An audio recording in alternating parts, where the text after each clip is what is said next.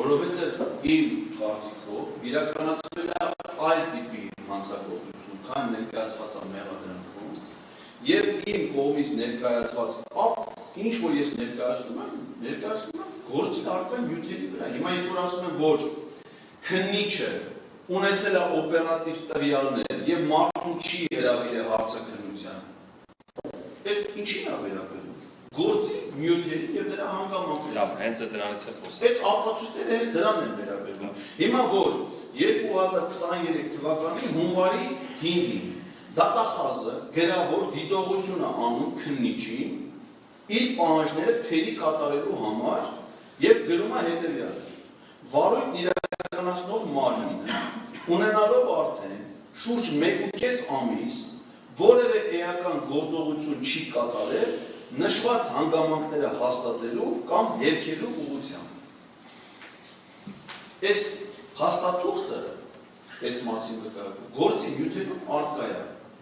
Հիմա կարող ենք սահմանել հետազոտված ապացույց։ Հիմա կարող ենք համարել, որ անգամ հսկող դատախազը, որ այն ժամանակ եղել է այլ պաշտոնյա, քան հիմա հարգարժան դատախազը, որը ներկայացնում է պաշտպանման մեղադրանքը դատահանում, դիտողություն է արել քննիչի։ Հիմա ես ձեզ ներկայացնում եմ քննիչի վերաբերյալ նաև իմ մոտեցումները, ակնկալելով, որ ձեր վերջնական դատարանի մեղադրական վերդիկտը առնչվելու է ոչ միայն հանցագործությունը կատարած անձանց, այլ նաև գործում ներգրավված այլ սուբյեկտների։ Բայց որպեսզի դատարան այդ կապակցությամբ որոշում կայացվի, պետք է հիմնավորումները, ես այդ հիմնավորումներով հիմա փորձում եմ օգնել։ Հիմա դուք ուզում եք հիմնավորում ներկայացնեք, որ այլ վերդիկտով դատարանը մեղադրանք առաջադրի, այլ անձի եւ վերդիկտ կայացնի այդ անձին վերաբերյալ։ Մեղադրանք ես ինչքան գիտեմ, Վերական դատավարության օրենսգիր դատանը մեղադրանք առաջադրելու իրավունք չունի։ Ակնկալիքն եմ ձեր ուզում ասել։ Իմ ակնկալիքը մեղադրական վերդիկտն է,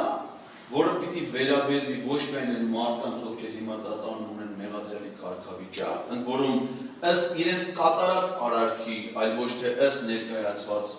մեղադրական եզրակացության, այլ նաև այլ անձանց, ովքեր առնչություն են ունեցել այս ամենի հետ։ Իրենց գործողությունների նույնպես պետք է տրվի իրավական գնահատական։ Ցանկացած հանրային ծառայող, այդ թվում քննիչ, այդ թվում դատախազ, գործում է իր պատասխանատվության շրջանակներում եւ իր պատասխանատվությունը ո՞նց է արտահայտվում։ Իր գործողություններին իրավական գնահատական տալով, իրավական գնահատական տվող մարմիններ մեր երկրի օրենսդրությունը որոշել է, որ դատարան։ Հիմա մենք չպիտի որևէ ձևով անդրադառնանք, ասենք քննիչ Դալակյանը ինչ գործողություն է, այսինքն ինքը ինչ ուզեր կարող անել եւ մնա անպատիժ իր գործողությունների համար։ Հանցագործությունը չբացահայտելու ուղղությամբ ինքը կարող քայլեր ձեռնարկել, մեզ որևէ մեկից հետաքրքիր չի, ինքը չի դա արել։ Լավ, ձեր ակնկալիքը հասկացա, խնդրեմ շարունակեք։ Կարելի է պատասխան դառնալ։ Ըստ էության, հենց կոլեկտիվի մասով էլ ես այս խոսքից շարունակում ասում եմ առարկություն, քանի որ եթե շահացանկությամբ էլ ունեք հիմնավորեն, որ X քննիչը կատարել է հանցանք, դա վերաբերում չի այս մեղադրանքին, ուժովին հորդոր եւ խոր գտամ, եթե ունի նմանատիպ փաստեր, առանց հաղորդում ներկայացնել համապատասխան իրավական մարմիններին, եւ եթե հիմնավորի քննիչը մեկ այլ դատանում կգա կնստի մեղադրելի աթոռին։ Բայց եթե շատ էլ հիմնավորված համարեն, որ քննիչը կատարել է հանցանք, դատանը իրավասու չի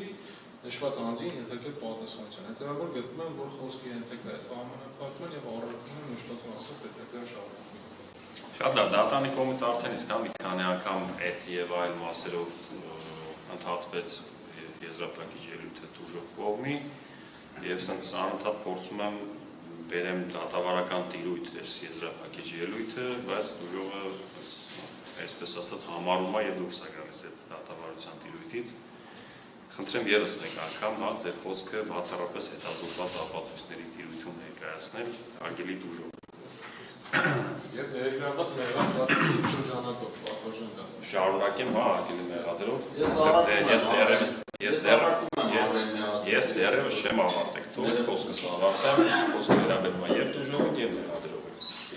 Մեղադրանք ունենք 3 անձի վերաբերյալ արգելի դժոխ։ Ինչի համար եմ այս ամենը նշում ես, որպեսզի ձեզ դա ավելի հստակ լինի, ձեր խոսքն են դուք կարողանաք ավելի կոնկրետ ներկայացնել։ Ունենք մեղադրանք 3 անձի վերաբերյալ։ Որևէ դատավարական հնարավորություն, որևէ դատավարական նորմ ոչ արկա է, ոչ էլ ինձ հայտնի է այդպիսի նոր, որ դատարանը հնարավորություն ունենա այդ 3 մեղադրյալներից բացի վերդիկտով մեղավոր ճանաչի նաև այլ անձանց։ Ես ձեր խոսքում հասկացա որ հայ հարգելի դատարան, դուք եկեք 3 մեղադրյալի մեղավոր ճանաչեք, նաև մի քանի հոգու էլ մեղավոր ճանաչեք։ Այդտենց դատավարական ընթացակարգ, այդտենց հնարավորություն որևէ օրենսգիրք չի տալիս։ Դրա համար խնդրում եմ ձեզ, ձեր խոսքը եւս մեկ անգամ, ձևակերպել բացառապես եզրափակիչ խոսքը, ձևակերպել բացառապես մեղադրյալների մասով